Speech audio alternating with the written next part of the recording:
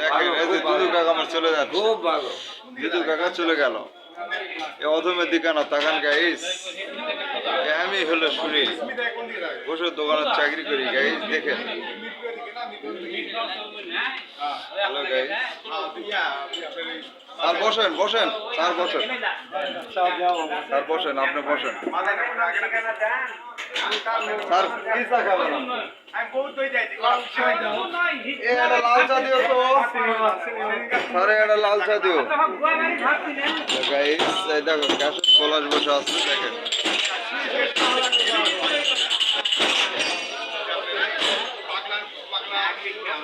দেখেন আপনারা। সাথী না উপরে দিয়ে আসো বাবু, সব চা বানাচ্ছে গাইস।